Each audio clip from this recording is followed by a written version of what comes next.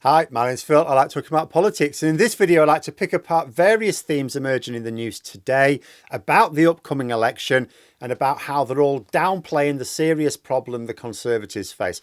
However, despite more numerate commentators being irritated, I have to say there is a silver lining in that it at least avoids complacency amongst voters wishing to see the end of this government. But first, if you'd like to be notified of daily news and politics, please subscribe to the channel. So the first issue being promoted by the mainstream media today is that Labour would need a 12.7 point swing to get a majority of like 1 in the election. Now, you can present a mathematical argument that this is true, but it is based on a false premise.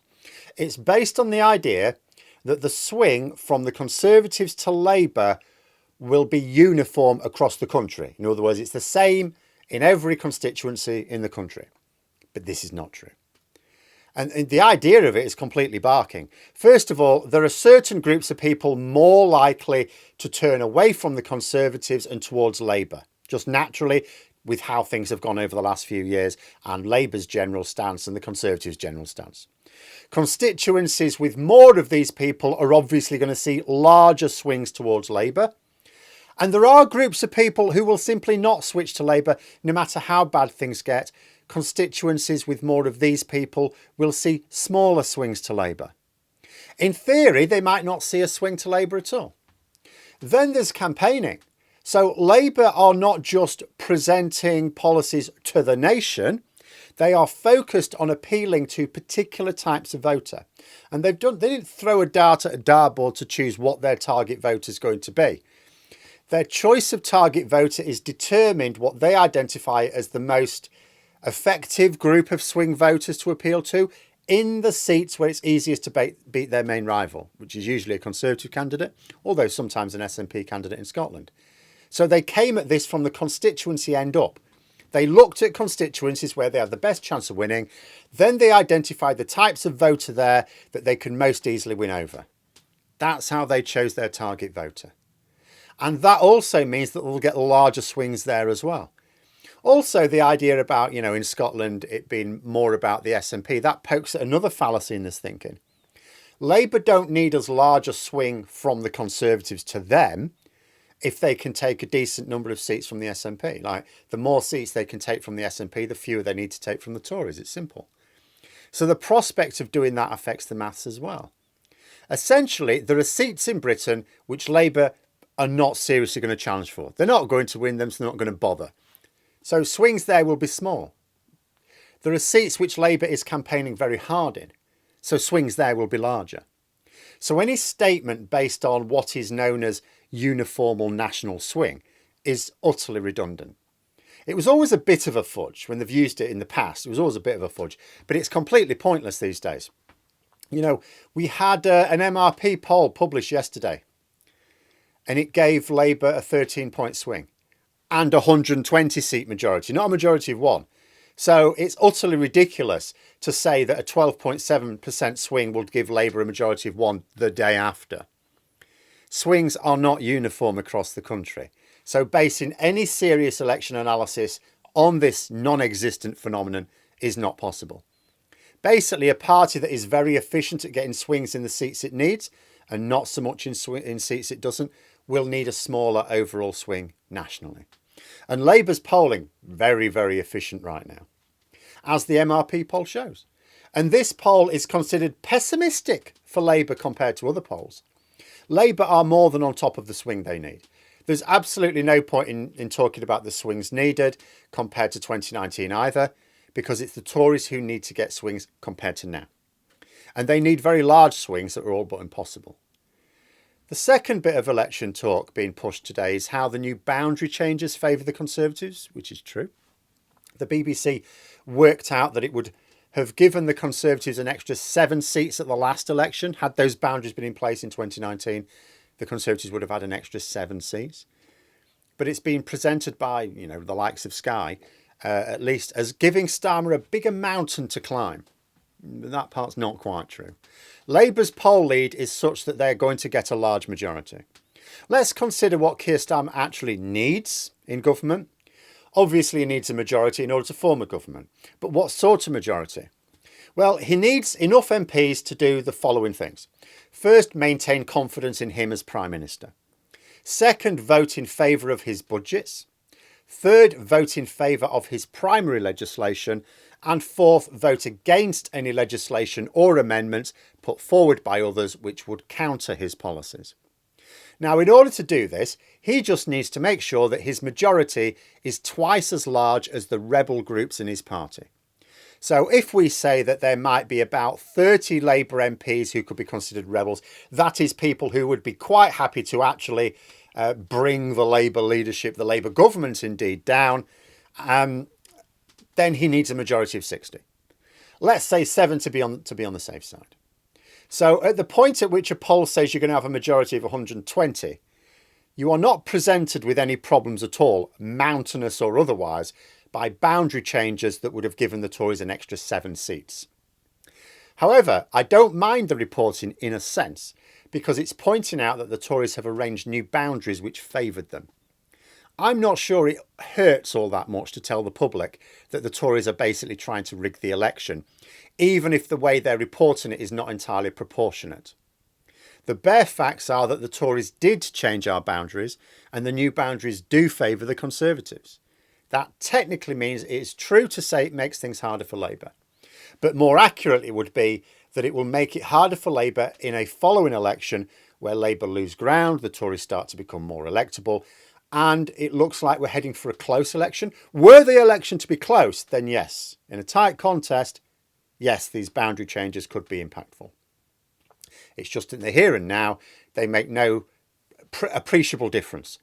Starmer is not going to lose any sleep over the difference between a majority of 7 seats when polls are all talking of majorities significantly over 100. In fact, talk of Labour needing larger swings than is strictly true. That's not entirely harmful either. Now, it would always be better if the mainstream media reported facts proportionate to the public. That's preferable. But in this case, the misleading elements of their report are not actually bad for Labour. Because as soon as people were talking about that poll yesterday, Starmer was straight out in front of the cameras, urging his MPs to ignore it to avoid becoming complacent. Well, this sort of reporting today certainly helps in stopping people, including non-partisan voters, from being complacent. If you want the Tories gone, you don't leave it to others. You go out and vote to make sure, which should always be the attitude anyway. The government is not determined by national vote share, but one constituency at a time. The fact is that the Conservatives are the ones in real trouble. And this is simply not being reported either, but that also has a silver lining because it means it can be a nice surprise for the Tory MPs after the election when they realise it. But shall we review the various problems facing them in the short, the medium and the long term? First, polling has them on for at best a 1997 style hiding. That is optimistic for the Tories. It is likely to be worse. Second, key voting demographics are more interested in the economy than anything. It's the top issue. And 2024 is not, despite what the Tories say, the year of economic recovery. Lots of people are going to feel worse off this year. 3, there is a swing towards Labour in every major demographic. Remember, these matter. We don't have a representative system of democracy, so groups of voters matter, not the collective. The Tories were leading in all but one of these 8 groups at the last election. Now they're only leading with 3 of those, and even those 3 have fallen sharply in terms of the Tory lead. 4, once the Tories lose the election, they are showing every sign of getting ready to adopt policies which will make them even less electable following that. They're going to move even further away from target voters. And if they keep tilting to the right, they will be utterly reliant on a Labour meltdown to return to power, which you can't rule out. 5, Labour will be giving the vote to 16 and 17-year-olds. Now, if it's not obvious, not an age group that has much love for the Tories. Now, although we say younger voters don't vote in sufficient numbers, it's like, well, it's not like they don't vote at all. They do vote, just not in enough numbers. The addition of even some voters to the anti-Tory mix makes the following election harder for the Tories. And that applies in every constituency in the country, not just a few where they've fiddled boundaries. And that's also assumed Labour goes soft on giving EU citizens the vote. Remember, citizens of Commonwealth countries can vote in UK general elections, so why shouldn't people who live here and are from the same continent? There's absolutely no moral argument there. But Labour have gone a bit quiet on it. I don't know if that's just to avoid spooking the horses or they've put the plans onto the maybe pile now. We'll have to wait and see. But either way, they're still going to increase the number of voters who are in the don't vote Tory pile. 6, just in general, we're seeing a trend in the UK of voters not switching Conservatives as they approach middle age. Conservatives are used to the young not really voting for them, so they're quite happy to promote the idea of voter apathy in the young. But as they approach middle age, they get to sort of my age, they start turning Conservative. This is not happening anymore. The younger generations are not following the usual pattern as they get into middle age. So as more elderly Tory voters die off, as many of them do between elections, they are not being replenished in equal numbers from the middle ages, as in middle-aged people, from previous generations getting older. This means that the Conservatives face a dwindling number of traditional supporters over the next generation at least. 7, although I keep saying that you can never hope that this time the Tories really are finished, because they always just seem to come back, they are in a far worse place this time. In 1997, people sort of talked about this as well. They were drowning in sleaze and they kept fighting over our place in Europe. But they were otherwise focused on normal politics. This time, they're in a way worse position where our place in Europe is concerned. Only there's no easy answers. At that time, it was like, should we be in the EU or not? Now it's like, oh, we don't know. Don't know what to do. Even if they suddenly realise that Brexit was a big disaster, what are they going to do about it? And sleaze, that's the least of their worries. The number of political imbeciles within the parliamentary party is a way higher proportion this time, and their public reputation is in a much worse shape.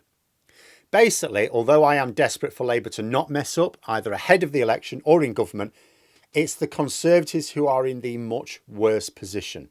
A position so bad that they really do face political impotence for a very, very long time. You know, being kicked out of government in Westminster, but they've got no serious prospect of power in Scotland or Wales, and they're likely to lose even more elected mayors in the next year as well. Like, as a political force, they're likely to be nowhere in a year's time. And that could last for, never mind 13 years, 15, 20 years. And faced with all of this, the Tories are currently arguing about how they can send 100 refugees to Rwanda. They are monumentally screwed. But those are my thoughts. Let me know yours in the comments below. I hope you found the video interesting. If you did, please click the like button. And if you'd like to support the channel further, the join button for memberships. And until next time, I'll see you later.